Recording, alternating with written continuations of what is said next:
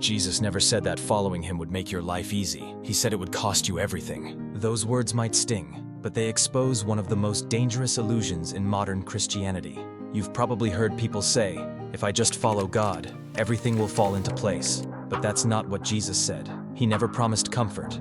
He promised a cross. When he said, "Take up your cross and follow me," Matthew 16:24, he wasn't talking about a minor inconvenience. He was warning you that the narrow road will break your pride, expose your idols, and strip away everything that keeps you from truly knowing him. Yet so many believers secretly cling to a counterfeit gospel, a version of Christianity that worships blessings but avoids sacrifice.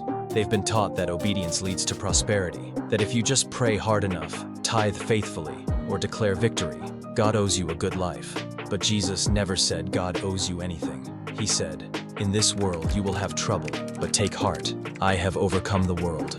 John 16:33. Real faith isn't proven when everything is going right.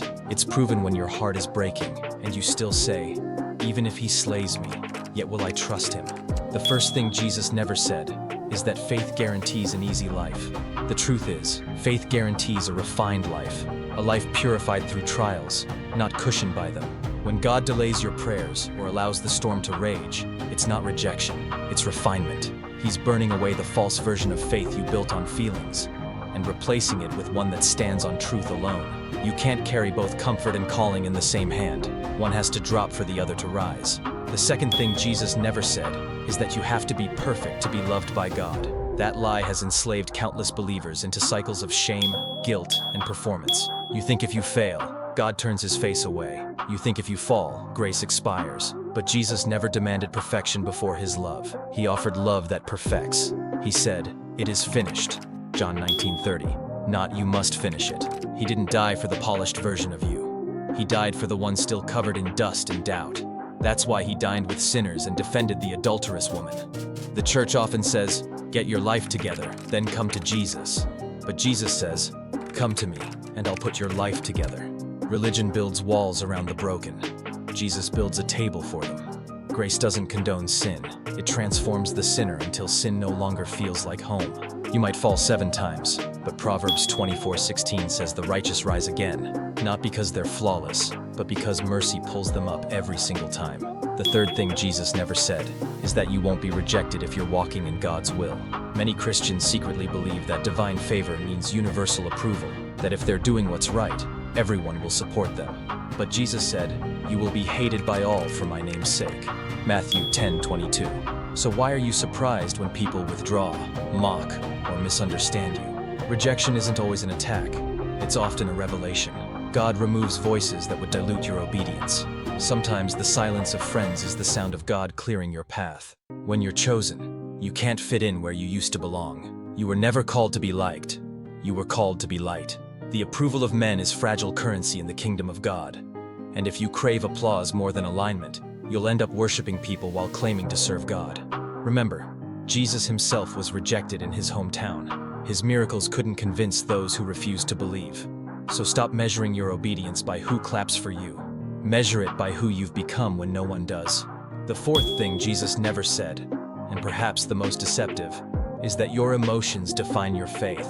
Feelings are fleeting. Truth is eternal. Jesus didn't say, "Follow your heart." He said, "Deny yourself." The modern world worships emotion as truth, but emotion is only a temperature reading of your soul. It's not the thermostat of your destiny.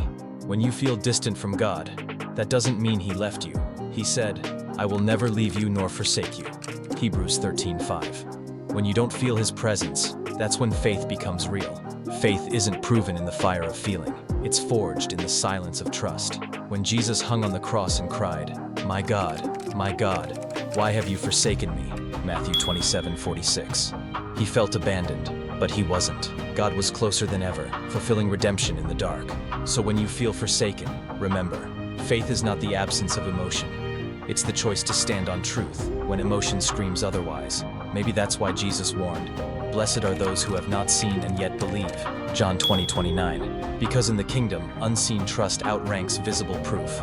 These 4 lies, ease without cost, perfection before grace, favor without rejection, and feelings as truth, are subtle counterfeits that weaken your walk. They sound holy, but they keep you spiritually powerless. And the enemy loves powerless Christians, people who sing about victory but live as victims of misunderstanding. He doesn't need to destroy your faith if he can distort it. He just needs you to believe half of what Jesus said and fill the rest with wishful thinking. That's how spiritual stagnation begins. You think you're standing on truth, but you're standing on tradition. And tradition without revelation always becomes a prison. Jesus didn't come to endorse our comfort zones. He came to dismantle them. He didn't say, stay where it's safe. He said, go into all the world. He didn't say, I'll make you rich. He said, sell what you have and follow me. He didn't say, you'll never suffer. He said, if they persecuted me, they will persecute you. So if your walk with God looks too easy, too admired, too comfortable, maybe you've built a version of faith that Jesus never recognized. The gospel isn't about self-improvement. It's about self-denial. It's not about adding Jesus to your lifestyle. It's about surrendering your life to His lordship. The narrow road isn't crowded because it's not convenient, but it's the only path that leads to true freedom. And freedom isn't the absence of struggle. It's the presence of truth, stronger than the struggle. Maybe that's what Jesus meant when He said, you will know the truth, and the truth will set you free. John 8:32. Freedom begins when you stop quoting things Jesus never said and start living what He actually did say. Because He never said you'd be comfortable, but He did say you'd be changed. He never said you'd be admired, but He did say you'd be anointed. He never said it would be easy, but He promised it would be worth it. So if your faith feels heavy, your prayers unanswered, or your path misunderstood, take heart. You're probably walking closer to the real Jesus than you think. The fake Jesus gives comfort. The real Jesus gives transformation. The fake gospel makes you feel good. The true gospel makes you holy. And holiness will cost you everything you thought you wanted. But in exchange, you'll gain everything you were created for. So be careful what you believe, because not everything that sounds Christian came from Christ.